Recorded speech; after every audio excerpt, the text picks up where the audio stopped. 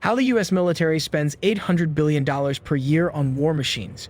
It's no surprise that America, with all that money to spend, has the most expensive war machines on the planet. Take its latest aircraft carrier, which comes in at a cool $13.3 billion. It's taken so long to build that 5 years after its commissioning, the U.S. Ford is still not fully battle-ready. And what about the $1.7 trillion national debt?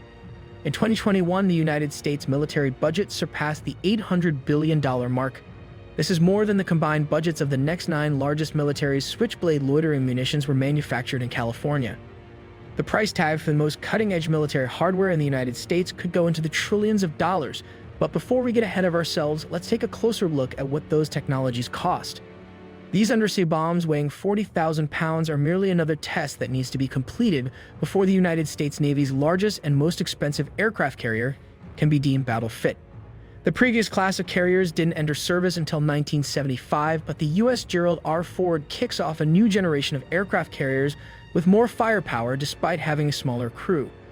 The Ford was supposed to save billions of dollars throughout its career of 50 years. However, the Ford cost twice as much as the previous carrier that was built, and it has been beset with unanticipated expenses and delays. The simple process of unclogging the toilets can cost upwards of USD 400,000. We boarded the U.S. Ford to investigate why the United States' most technologically advanced aircraft carrier is still unable to be put into service nearly 2 decades after the first plans for her construction were drawn up. These sailors are moving ordnance onto a new kind of weapons elevator that enables them to do what would be impossible on any other aircraft carrier. They are bypassing the mess deck area. They are completely independent. You would never even see them moving ordnance throughout the day. As a result, it is more secure with higher survivability, and we can store more on board.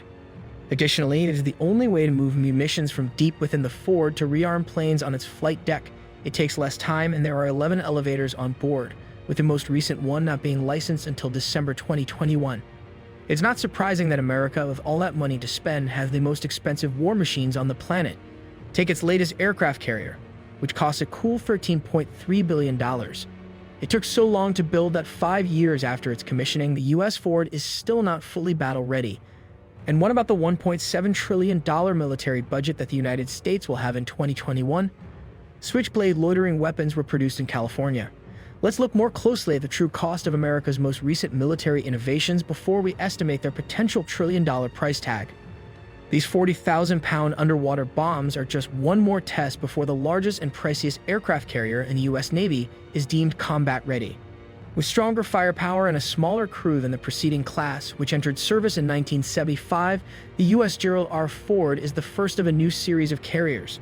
The Ford was intended to save billions over a 50-year lifespan, although it cost twice as much as the previous carrier and was beset by unforeseen expenditures and delays. It can cost up to $400,000 to simply unclog the toilets. We boarded the U.S. Ford to learn why America's most technologically advanced aircraft carrier still cannot be deployed nearly 20 years after construction preparations got underway. These sailors are loading ordnance onto a brand new type of weapons elevator that enables them to accomplish tasks that would be impossible on any other aircraft carrier. Bypassing the mess deck area, they are completely independent, and no one would ever even notice them loading or unloading ordnance throughout the day. As a result, the ordnance is more secure, more survivable, and we can store more of it on board. This is the only way to move munitions from deep inside the Ford to rearmament planes on it. There are 11 elevators on board, the last of which won't be authorized until December 2021. However, advanced carriers transfer weaponry in a riskier manner through the hangars to the flight deck. The U.S. Ford Cutting Edge is a massive floating experiment and features over 24 key new technology, including upgraded weaponry elevators. An ex-Navy captain named Talmanville was the initial project manager for this new class of aircraft carriers.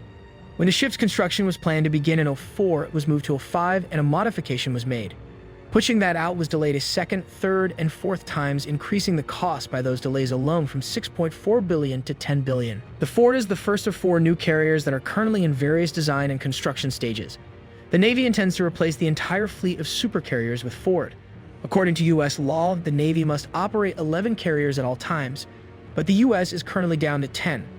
Of the 22 aircraft carriers in the world, half are American, while China, Italy, and the UK each have just 2. This carrier class could easily last into the 22nd century if we build 10 or 11 or 12. More than 5,000 shipbuilders put in an estimated 49 million hours to build the Ford, which is 7 times more time than was put in to construct the Empire State Building. It was a mistake, according to Admiral Mike Gilday, Chief of Naval Operations, to put more than perhaps 1 or 2 innovations on any complicated platform at once. Admiral Gilday is correct that you should only implement 1 or 2 new technologies on a new ship, and this is the reason why ships are the only form of weapon that is now in use. The prototype, the first ship in its class, was christened in 2013, and it is the only weapon in use. To meet the demands of that year's budget, the Navy took delivery of the ship in 2017 despite certain issues.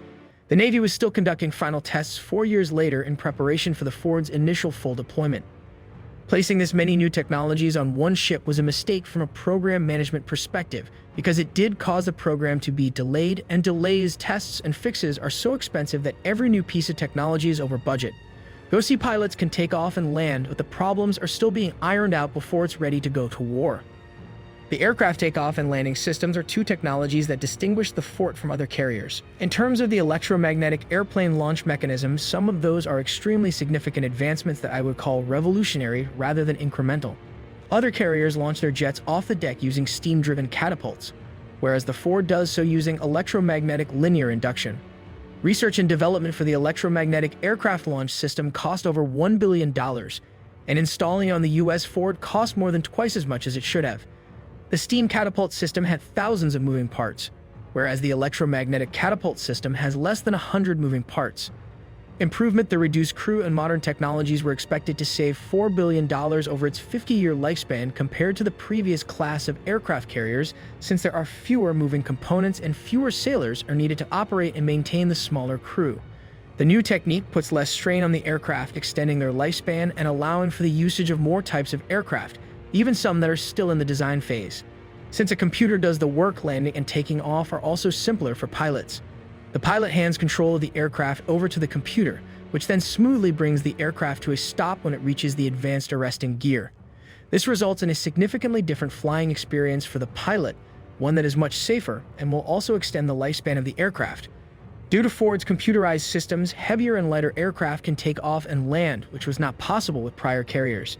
Because of Ford's blend of innovative technologies, more types of aircraft can land there.